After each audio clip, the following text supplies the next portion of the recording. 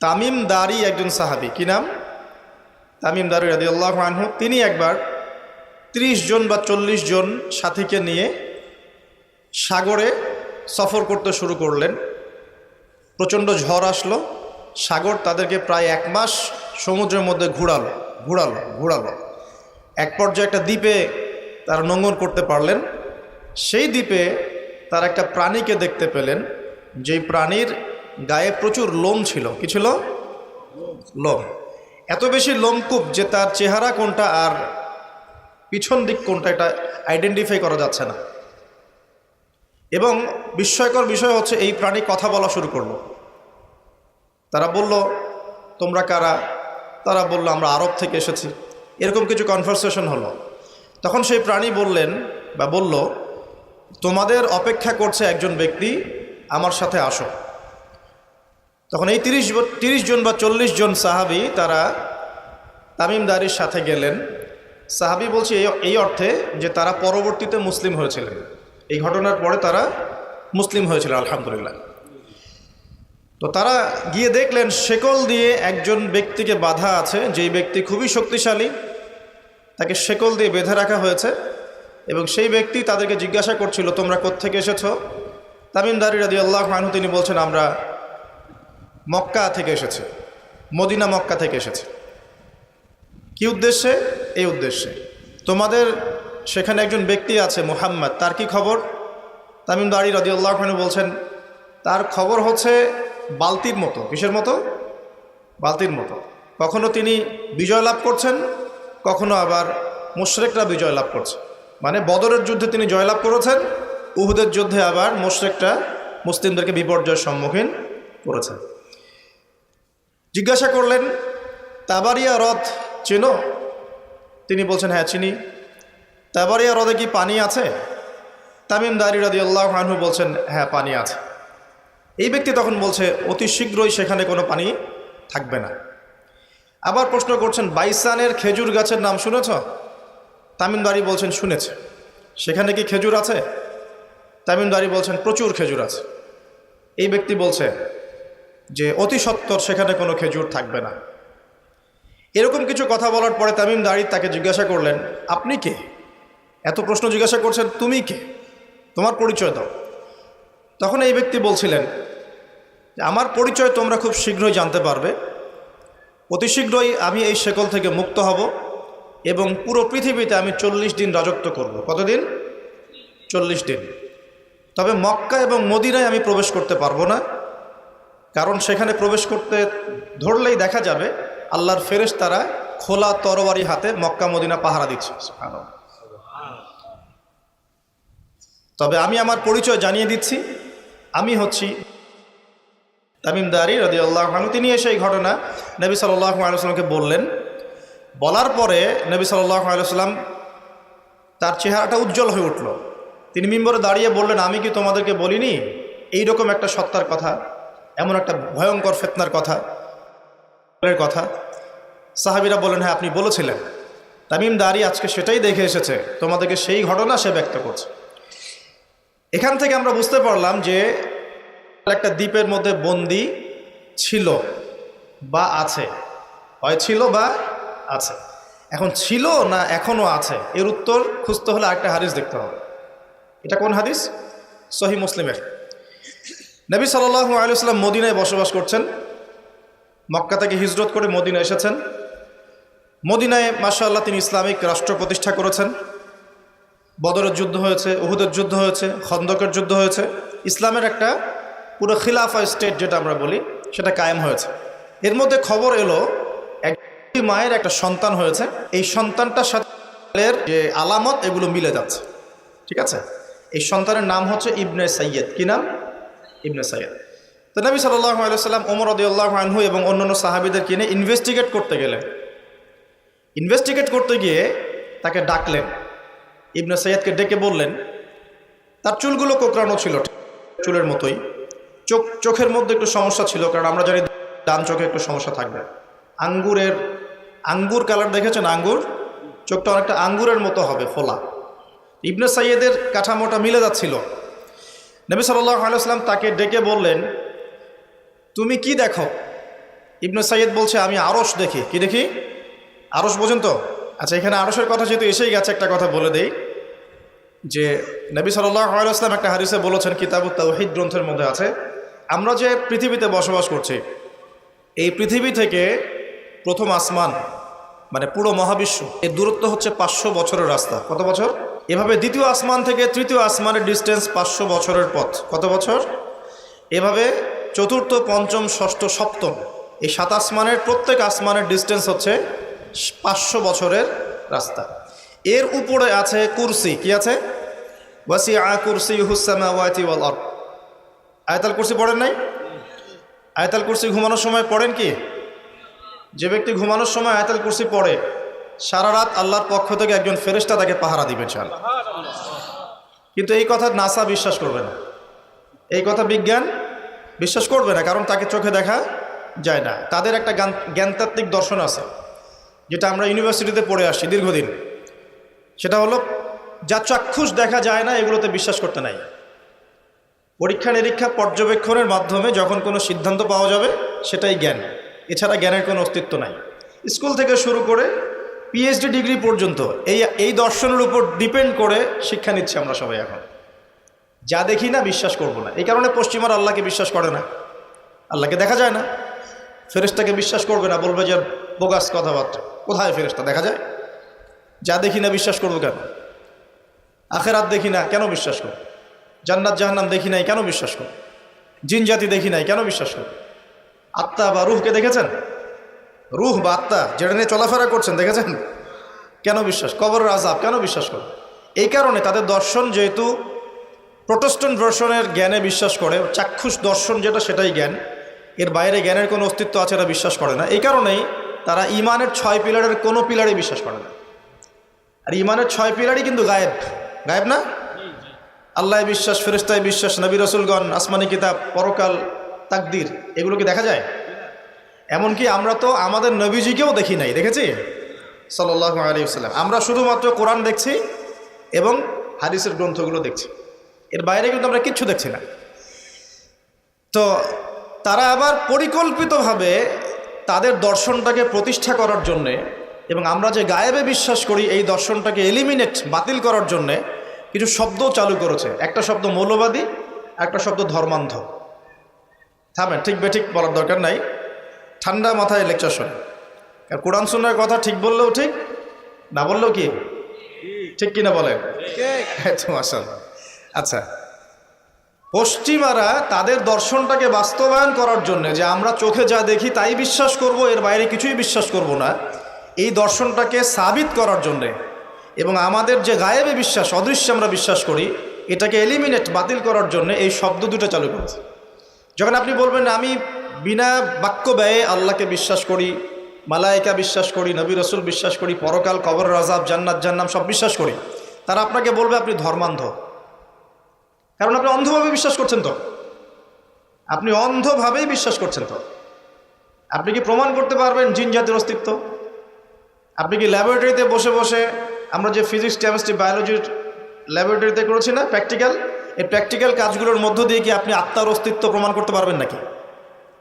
যারা heart stroke করে মারা যাচ্ছে, হচ্ছে না, আমরা কি বলছি? হৃদযন্ত্রের ক্রিয়া বন্ধ হয়ে মারা গেছে, ইন্না লিল্লাহি ওয়া ইন্না ইলাইহি রাজিউন, মাইকিং করে বেড়াচ্ছে, তাই না? তো হৃদযন্ত্রের ক্রিয়াটা বন্ধ হলো কিভাবে? এর ভিতরে কিছু একটা তো ছিল যেটা এখন নাই।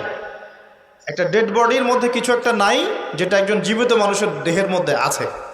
আপনার দেহে কি আছে যেটা একটা মৃত মানুষের দেহে নাই? বলেন কি নাম এটার?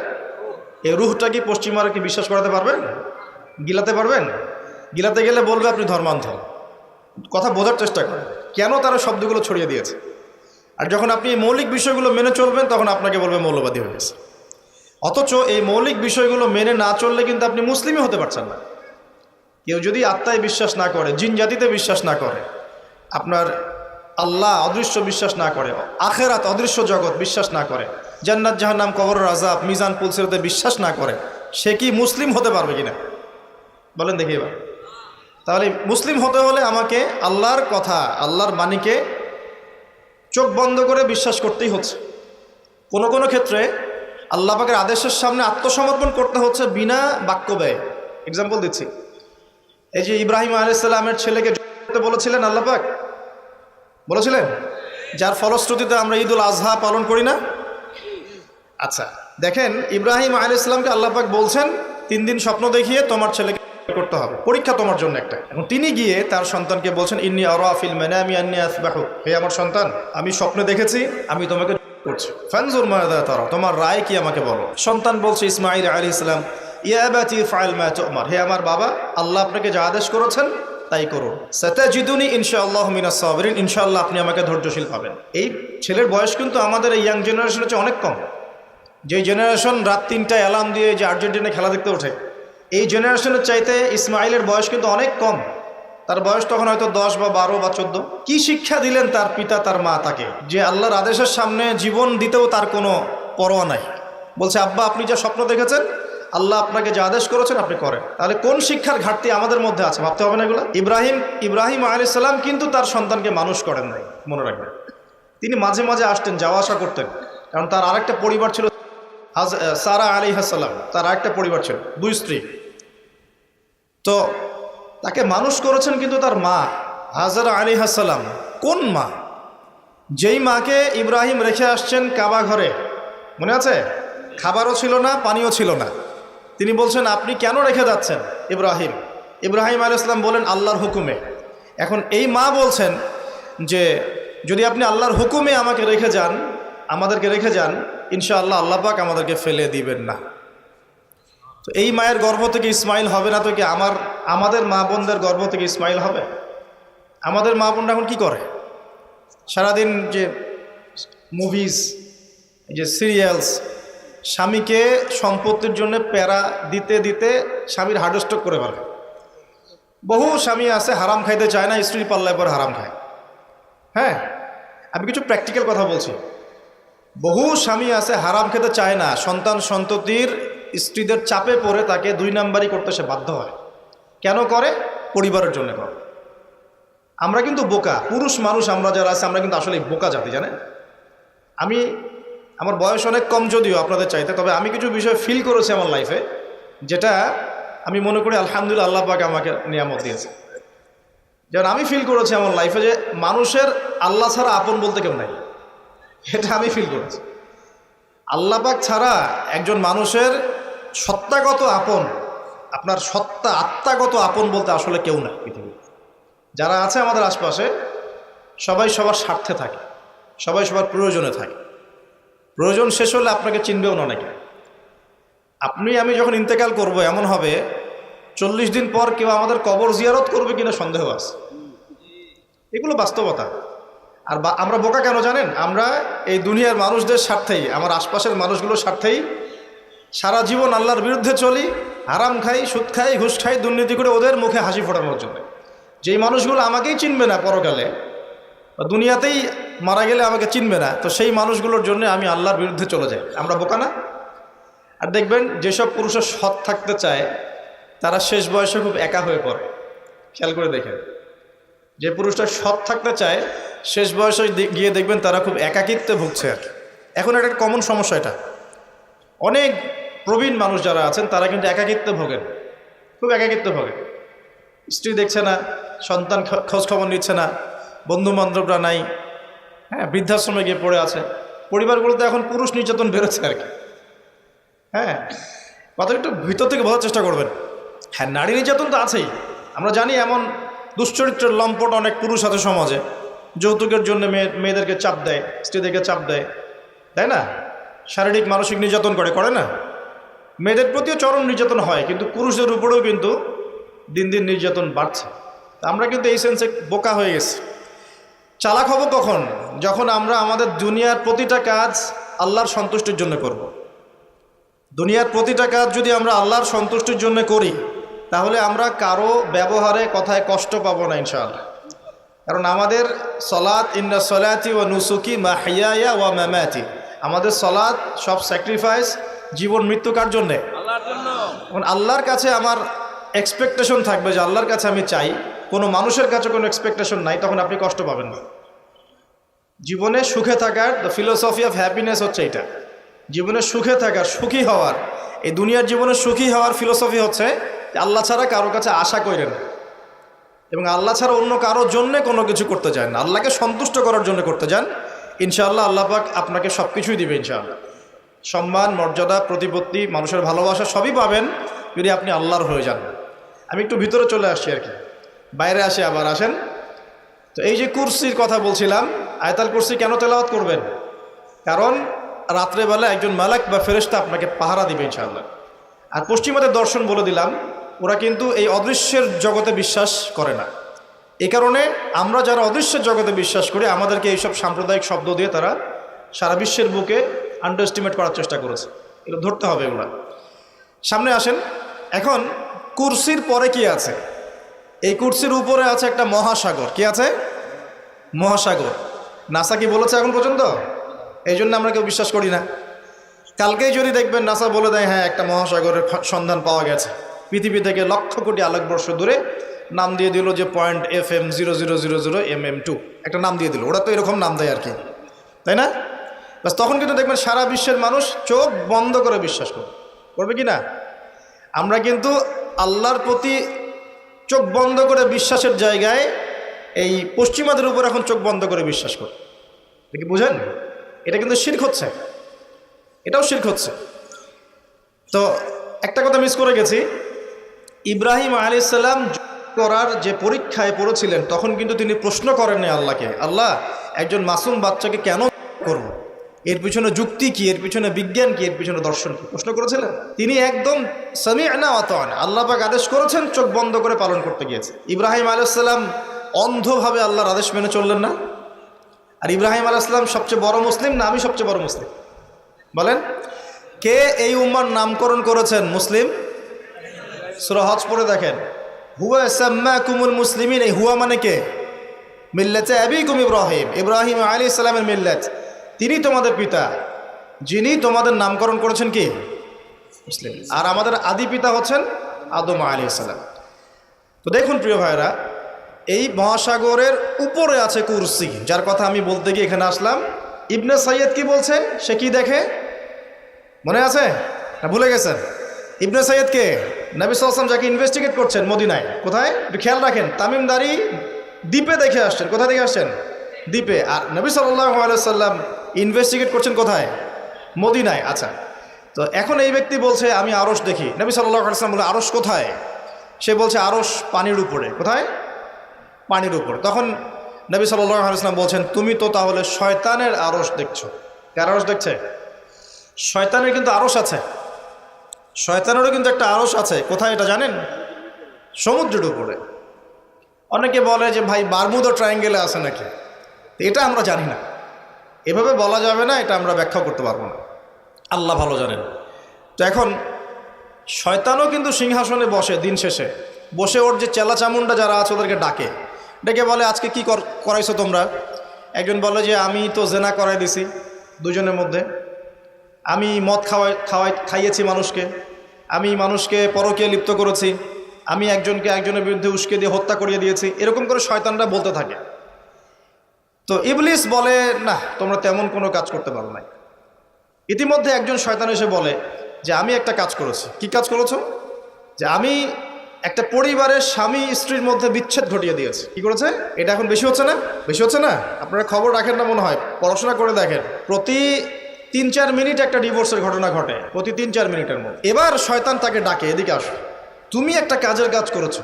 তখন নিজের গলার যে মালা বা যেটা আমরা গোল্ড মেডেল বলি, অ্যাওয়ার্ড যেটা বলি, এটা তার গলায় সে পরিয়ে দেয়, দিয়ে বলে তুমি একটা কাজের কাজ করেছো। তার মানে আমরা বুঝতে পারলাম শয়তানের কাছে সবচেয়ে বড় একটা মিশন কি? পরিবারগুলোকে ধ্বংস করে দেয়। খুব সতর্ক থাকতে হবে আমাদের সবাইকে। আল্লাহ পাক আমাদের সবাইকে ধৈর্য দান করুন। আর পরিবার টিকে থাকে ধৈর্যের উপরে। আরেকটা বিষয় বলে দেই, স্বামী স্ত্রীর মধ্যে, যুবকরা এটা উপকৃত হবেন ইনশাআল্লাহ, স্বামী স্ত্রীর মধ্যে শুধুমাত্র ভালোবাসা পরিবার টিকানোর জন্য যথেষ্ট না। স্বামী স্ত্রীর মধ্যে ভালোবাসার চাইতেও বেশি প্রয়োজন হচ্ছে একে অপরের প্রতি বিশ্বাস। কি দরকার? বিশ্বাস না থাকলে ভালোবাসা টিকবে না। প্রয়োজন একে অপরের সম্মানবোধ, একজন একজনের সম্মানটা যেন বোঝে, এবং আনুগত্যের প্রয়োজন আছে। স্ত্রীটা যদি স্বামীদের আনুগত্য না করে সংসার টিকে না, সংসার ভেঙে যায়।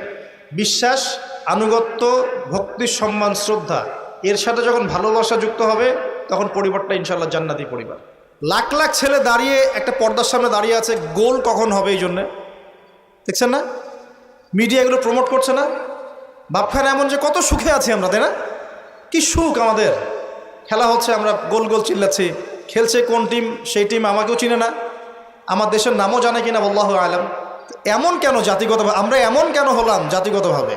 আমাদের কোনো ব্যক্তিত্ব নাই, আমাদের কোনো গায়রত নাই, আমাদের তো যুদ্ধের হিস্ট্রি আছে, আমাদের বীরত্বের হিস্ট্রি আছে, আমাদের ভাষা আন্দোলন হিস্ট্রি আছে। দেশের কনসেপ্ট বাদ দিয়ে ইসলামের কনসেপ্টও যদি বলেন, আমরা তো তারেক বিন জিয়াদের উত্তরসূরি, বিন কাসিমের উত্তরসূরি, খালেদ বিন ওয়ালিদ, উমর ইবনুল খাত্তাবের উত্তরসূরি। আমাদের কোনো গায়রত নাই? যদি আমি একা একা সকালবেলা উঠে ফজরের নামাজের পরে এই মাঠটাকে 10 রাউন্ড দেই, এটা আমার জায়েজ না? না জায়েজ? জায়েজ। এখন আপনারা 10 জন 20 জন দুটা টিম হয়ে গেলেন, আমি তো টুকটাক খেলাধুলার মধ্যে ছিলাম, টিম হয়ে গেলেন, এখন আপনারা খেলছেন ফুটবল, 1 ঘন্টা আধা ঘন্টা খেলবেন, জায়েজ না? না জায়েজ? কিন্তু এই খেলাটাকে টেলিকাস্ট করে আপনি হাজার হাজার মানুষের সময় তো নষ্ট করতে পারেন না, তার হায়াত তো নষ্ট করতে পারেন না।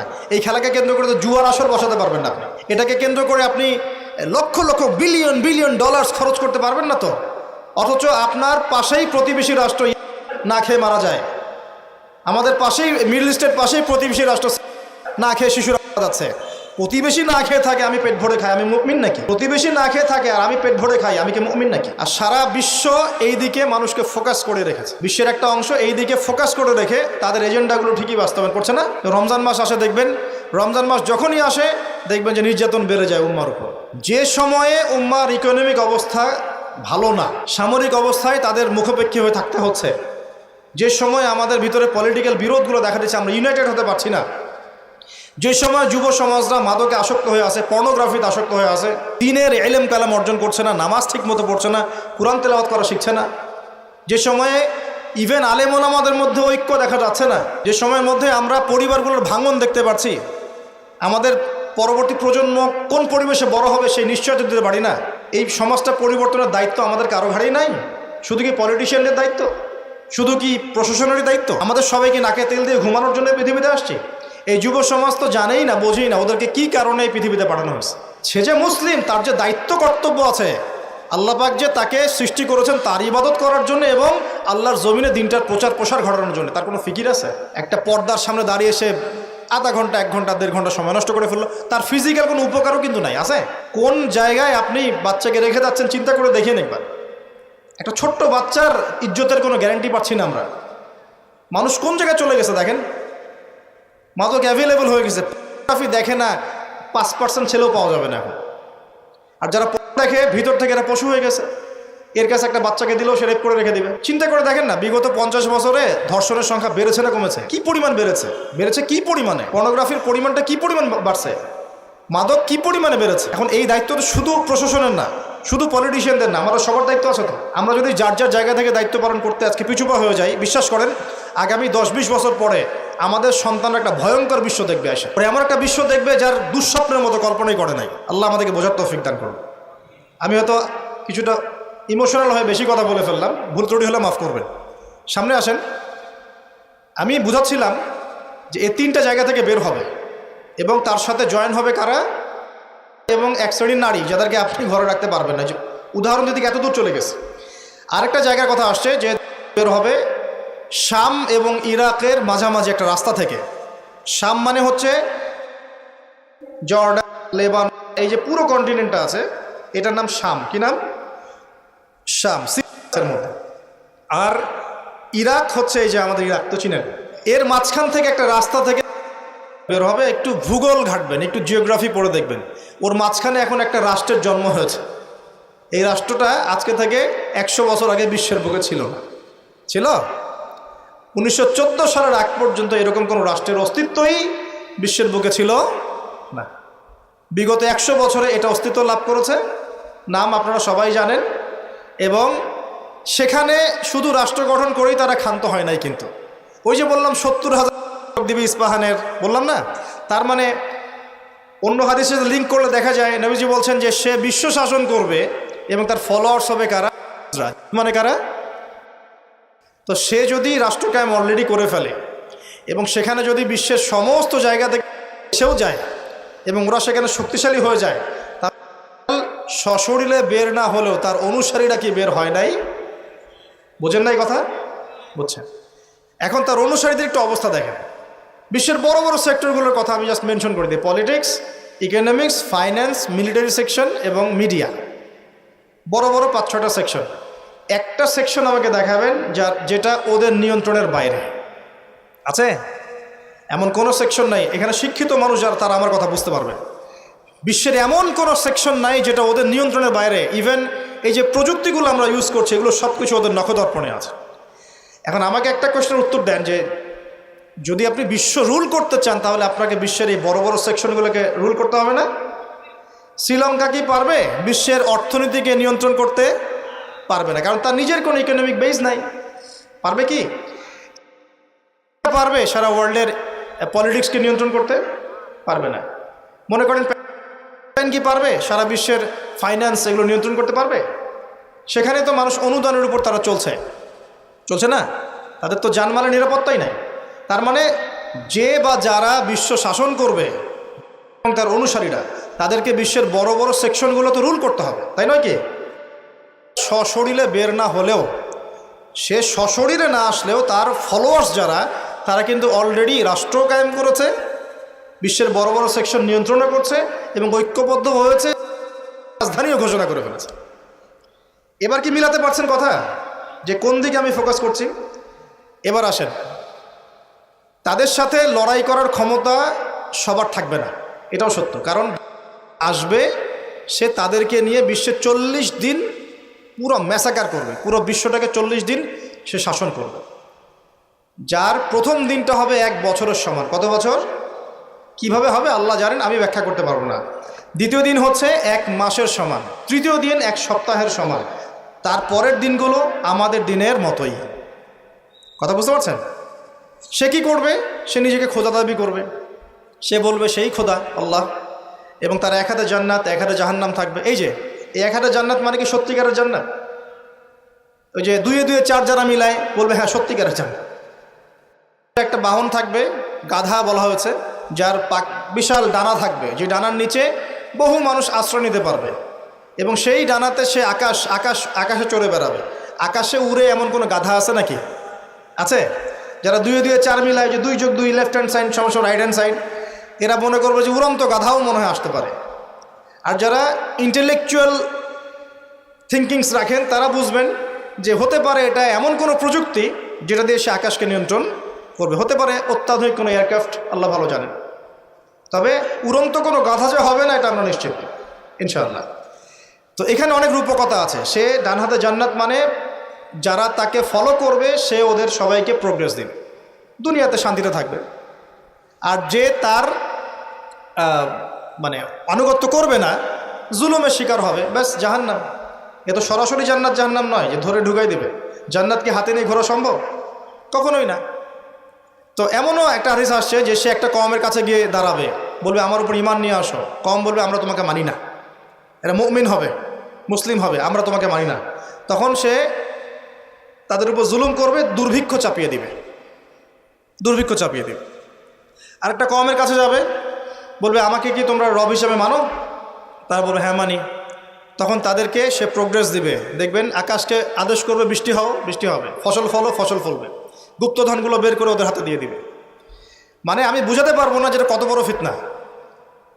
পৃথিবীতে চলমান সমস্ত ফিতনাগুলোকে একত্রিত করলে মান হবে না, তবে তার শাসনটা চিরস্থায়ী হবে না। আলহামদুলিল্লাহ, তার এবং তার ফলোয়ার্সদের শাসনটা চিরস্থায়ী হবে না।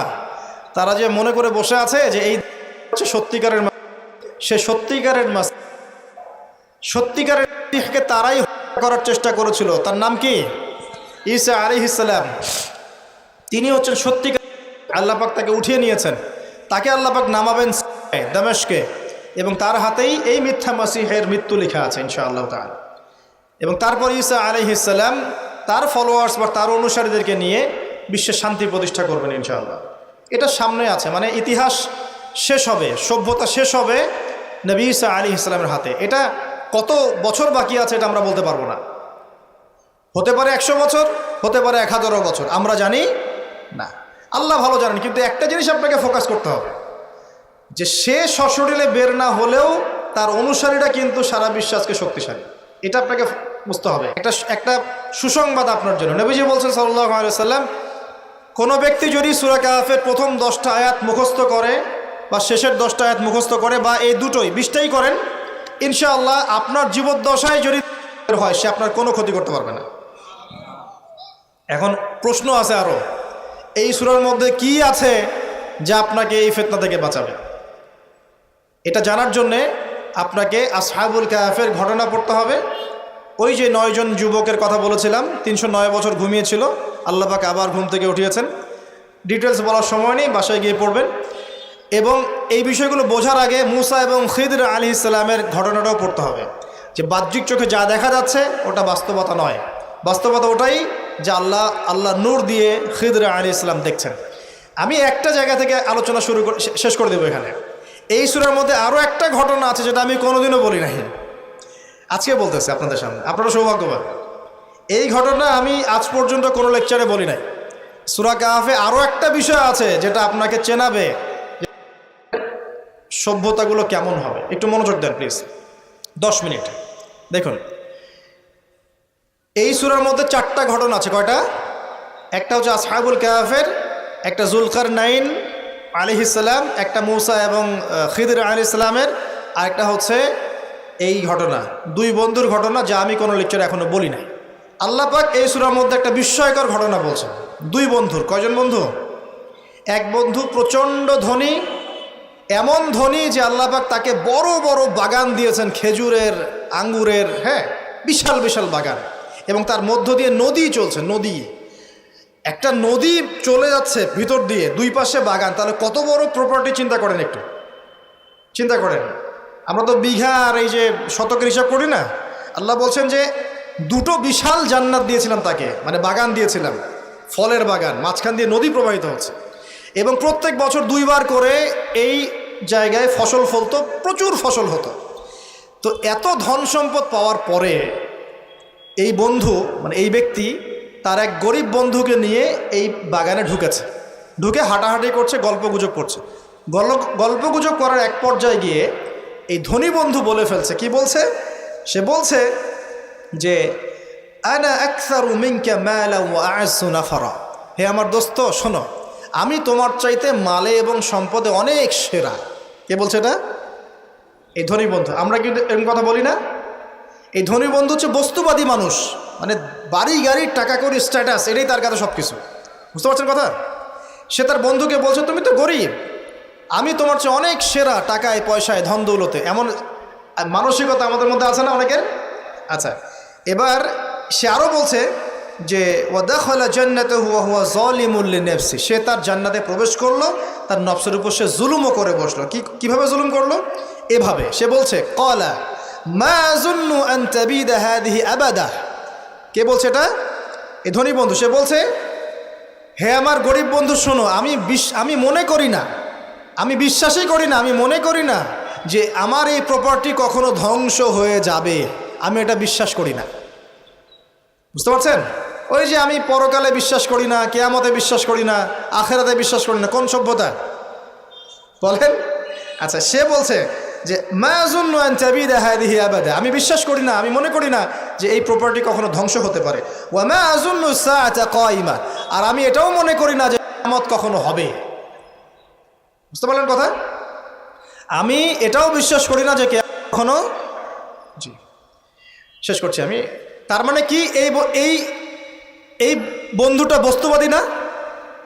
সে পরকালে বিশ্বাস করে না, কিয়ামতে বিশ্বাস করে না। সে তার ধন সম্পত্তির মোহে এত আসক্ত হয়ে গেছে যে সে মনে করে যে এটা কখনো আমার থেকে যাবে না। এমন চিন্তা আমাদের মধ্যে আছে না? এই চিন্তাটাকে আধুনিক পরিভাষায় বলা হয় মেটেরিয়ালিজম। কি বলা হয়? মানে বস্তুবাদ। মানে কি? বস্তুবাদ মানে ভোগবিলাস, বাড়ি গাড়ি, টাকা পয়সা, মত্ত থাকা, পরকাল বলে কিছু নাই। এই যে মেটেরিয়ালিজম। এখন এই বন্ধুটা বলছে, গরিব বন্ধু, একটু মনোযোগ দেন প্লিজ। এই বন্ধুটা বলছেন, গরিব বন্ধু, যে ক্বালা লাহু সাহিবুহু ওয়া ইউহাওয়ারু। গরিব বন্ধুটা তাকে বলছে আকাফারতা বিল্লাযী খালাকাকা মিন তুরাব। হে আমার ধনী বন্ধু, তুমি কি সেই সত্তার সাথে কুফরি করছো যে তোমাকে মাটি থেকে সৃষ্টি করেছেন? সুম্মা মিন নুতফা, এরপর তোমাকে মায়ের গর্ভে নুতফা আকারে রেখেছিলেন, সুম্মা সাওয়াকা রাজুলা, এরপর তোমাকে এই পুরুষের আকৃতি দিয়েছেন, তুমি কি সেই সত্তা আল্লাহকে অস্বীকার করছো? মানে অস্বীকার করার মধ্য দিয়ে তুমি আল্লাহকে অস্বীকার করছো কি? ওয়ালাউলা ইয দাখালতা জান্নাতুক, তুমি যখন তোমার জান্নাতে ঢুকলা তুমি এটা কেন বললা না যে লা কুওয়াতা ইল্লা বিল্লাহ, মাশাআল্লাহ, লা কুওয়াতা ইল্লা বিল্লাহ, মাশাআল্লাহ, আল্লাহ পাক কি চমৎকার জান্নাত আমাকে দিয়েছেন, লা কুওয়াতা ইল্লা বিল্লাহ, আল্লাহ ছাড়া কোনো শক্তি সামর্থ্য নাই, এমনটা কেন বললে না? এমনটা না বলে কেন এইটা বললা যে ওমা আযুন্নু সাআতা কায়িমা, আমি বিশ্বাস করি না যে কখনো হবে, আমি বিশ্বাস করি না যে এটা কখনো ধ্বংস হবে, এমনটা কেন বললা? তুমি কেন কুফরি করলা? এরপর যেটা হয়েছে, আল্লাহ রাব্বুল আলামিন এই যে বন্ধু, গরিব বন্ধু, তাকে দুনিয়া এবং আখিরাতে বিশাল নেয়ামত দিয়ে দিয়েছেন, আর এই ধনী বন্ধুর জান্নাতটাকে আল্লাহ পাক এক রাতের মধ্যে ধ্বংস করে রেখে দিয়েছে। এক রাতের মধ্যে পুরো জান্নাতকে ধ্বংস। পরের দিন সকালে সে এসে দেখে যে এটা কোন জায়গায় আসলাম, আমার বাগান বাগিচা বলে মনে হচ্ছে না। সে হাত কসলাচ্ছিল এবং বলছিল, কোরআনে ভাবে বলছে, হাত কসলাচ্ছিল আর বলছিল যে হায় আমি যদি আমার রবের সাথে শিরিকটা না করতাম, হায় আমি যদি আমার রবের সাথে কুফরি না করতাম, তাহলে আজকে আমার এই অবস্থা হয়তো হতো না। এই ঘটনাটা ঠিক পরে আল্লাহ পাক বলছেন ওয়াদরিব লাহুম মাসালুল হায়াতিদ দুনিয়া, হে নবী মুহাম্মদ সাল্লাল্লাহু আলাইহি ওয়াসাল্লাম, তুমি এবার তোমার উম্মতের কাছে দুনিয়ার দৃষ্টান্তটা পেশ করো। দুনিয়ার দৃষ্টান্তটাও ঠিক এরকমই, এই ফসলের ক্ষেতের মতোই। প্রথমে বৃষ্টিপাত হয়, ফসল সবুজ হয়, মানুষ খুব পুলকিত হয়ে যায়, কি চমৎকার ফসল ফলেছে। এরপর সেই গাছগুলো হলুদ হয়ে যায়, তারপর সেগুলো খড়কুটা হয়, চুলায় চলে যায়। এই হয় না? এই গল্পটার সাথে, ঘটনার সাথে দুনিয়ার জীবনে মিল আছে না? এটা কোন সূরায় আছে? কাহফে। আর এই সূরা আপনাকে থেকে বাঁচাবে না? এখানে আপনার হেদায়েত শোনেন। এবং তার অনুসারীরা এবং ওই সমসাময়িক ফিতনাময় যুগে বেশিরভাগ মানুষ বস্তুবাদী হয়ে যাবে, হয়ে যায় নাই? এবং বেশিরভাগ মানুষ এই দুনিয়ার ধন সম্পদ চাকচিক্যের মোহে পড়ে যাবে, পড়ে নাই? পড়েছে কি না?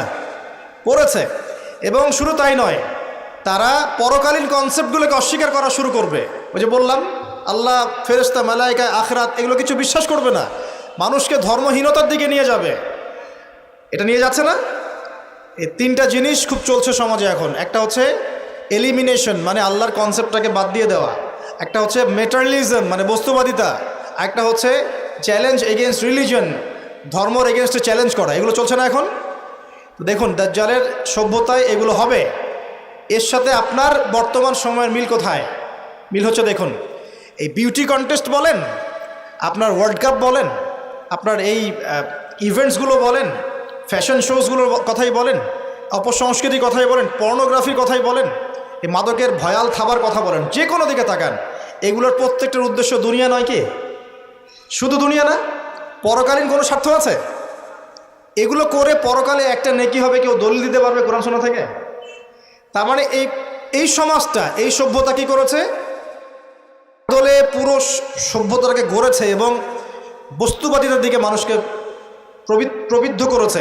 শুধু তাই নয়, যেগুলোর পরকালীন কোনো স্বার্থ নাই, এই কাজগুলোকে প্রমোট করেছে এবং যুব সমাজ, মুসলিমদেরকে স্পেশালি এগুলোতে মত্ত করে রেখেছে। রাখে নাই? আল্লাহ পাক এখন বলছেন, জেনে রাখো, তোমরা জেনে রাখো, ইন্নামাল হায়াতুদ দুনিয়া লাইবুন ওয়া লাহুন, এই দুনিয়ার জীবনটাই খেলতামাশা, প্রতারণা। ওয়া যিনাতুন ওয়া তাফাখুরুন বাইনাকুম ওয়া তাকাসুর, একে অপরের প্রাচুর্য, ধন সম্পদের প্রতিযোগিতা ছাড়া কিচ্ছু না। ওয়ামাল হায়াতুদ দুনিয়া ইল্লা মাতাউল গুরুর, এই দুনিয়ার জীবনটা প্রতারণা ছাড়া কিচ্ছু নয়। আল হাকুমুত তাকাসুর হাত্তা যুরতুমুল মাকাবির, তোমরা প্রাচুর্যের মোহে মোহাচ্ছন্ন হয়ে আছো যতক্ষণ পর্যন্ত না তোমরা কবরে শায়িত হচ্ছ। কাল্লা সাউফা তা'লামুন, অবশ্যই তোমরা জানতে পারবে, কোশ্চিনকালেও নয়, অবশ্যই তোমরা জানতে পারবে।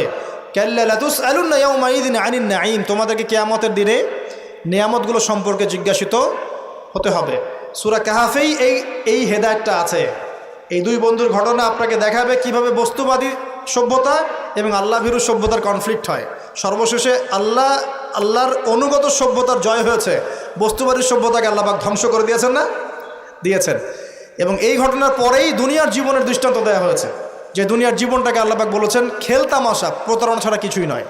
হ্যাঁ, কেউ যদি বলে খেলাধুলার কোনো দলিল কোরআনে আছে কি না, আমি বলবো হ্যাঁ আছে। আল্লাহ পাক বলেছেন, ওয়ামা হাযিহিল হায়াতুদ দুনিয়া ইল্লা মাতাউল গুরুর ই'লামু আন্নামাল হায়াতুদ দুনিয়া লাইবুন ওয়া লাহু, অতএব খেলাধুলার দলিল কোরআনে আছে। আল্লাহ পাক বলছেন দুনিয়ার জীবনটাই তোমাদের খেলাধুলার প্রতারণা, ধোঁকা। কি বুঝলেন?